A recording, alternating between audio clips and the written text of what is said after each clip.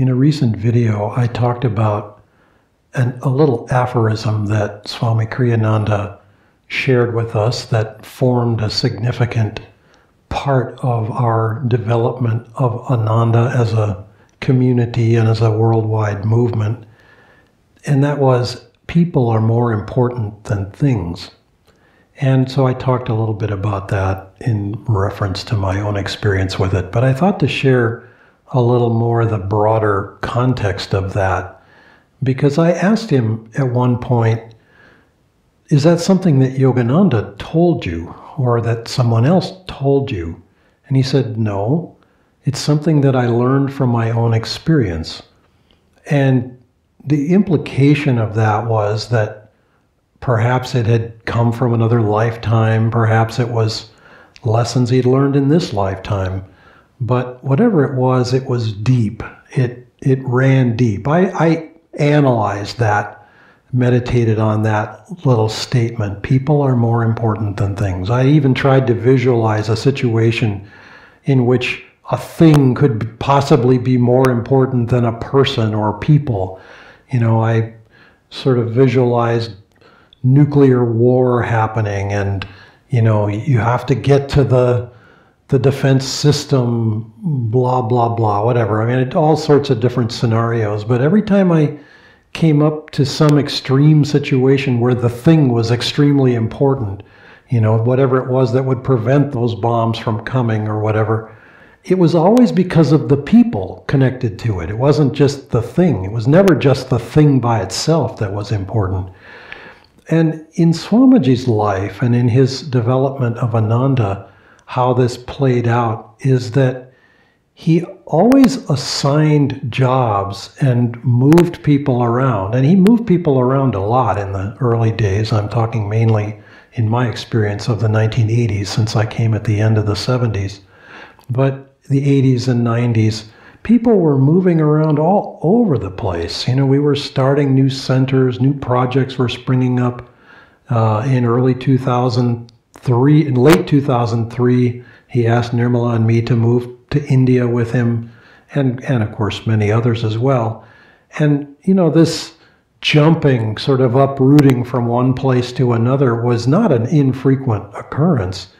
Every year there'd be some, you know, 10s or 20s or more of people who would be, you know, suddenly moving to some other place, some other situation, to begin a new role, a new situation, perhaps to create a new part of Ananda that hadn't existed before. But in all that moving around, he was concerned, yes, he was concerned about the broader mission of Ananda and the development of Ananda as a work, but foremost, he was concerned about helping the people themselves to have the right opportunity to grow. And for him, that was the most important thing. And the preferences, I mean, I remember him describing a conversation that he had with someone who he wanted to move somewhere, and that person didn't want to move. And Swamiji commented afterwards that this was one of the most stubborn people he had ever met.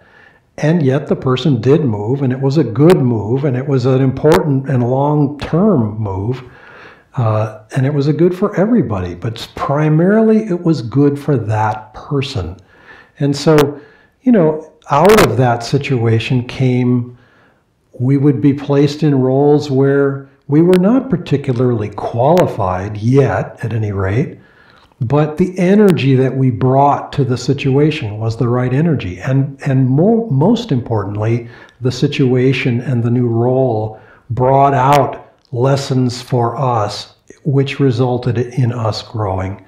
And so the work developed in a very natural, organic way, even though it seemed at times a bit chaotic because we were moving and then, you know, sometimes within a year or two moving again. And these were pretty drastic moves, sometimes across oceans, other times merely across countries. But those moves helped us to develop. And Swamiji always had an overview of the people. How are the people doing? What is their overall health? And, you know, each particular one. And he worked with the people who would work with him. He didn't people who were uncooperative or uninterested got very little of his direct attention unless there was some dramatic situation requiring it. But in terms of, he developed and he worked with people who wanted to work with him. So he encouraged that and he cultivated that. But that role of, or that statement of people are more important than things became a real foundational aphorism for Ananda as a whole. And that statement and another one that he paired with it, that he translated from the Sanskrit. The Sanskrit was Tata Jaya, Yata Dharma Tata Jaya. Where there is adherence to Dharma, which is right action or truth, there is victory. Those two things taken together were the critical elements for the longevity of Ananda as a work, Ananda as an organization. And most importantly, it helped us to have a foundation in ourselves for working with each other. Because in the heat of a project, in the heat of deadlines, in the heat of all the different, thwarting cross currents of challenging opinions and challenging points of view and different priorities, we all had to learn it's the people that are the most important thing. It's the friendships that we develop. It's the partnership with truth that we develop. Ultimately, that's what lasts. In one situation, we may be the boss and we may have some employee. 5 or 10 years later, those roles may be entirely reversed in some other country. And we have to learn to play both parts. We have to learn to act harmoniously and develop within in a way that fosters that growth in each other. And so it's a very important statement and one that's worth meditating on in our lives, because it's very easy to prioritize the things in our lives, and then we're just left with a bunch of stuff. And the stuff can't give us love. The stuff can't give us fulfillment in any lasting sense. Yes, it's nice to get a new whatever, a new car, a new dress, a new couch, a new kitchen, a new house. I mean, yeah, it can be very fulfilling on one level, but ultimately it's the people in our lives, and ultimately behind the people is God's presence. It's God's presence that we're really looking for in the long run. Namaste.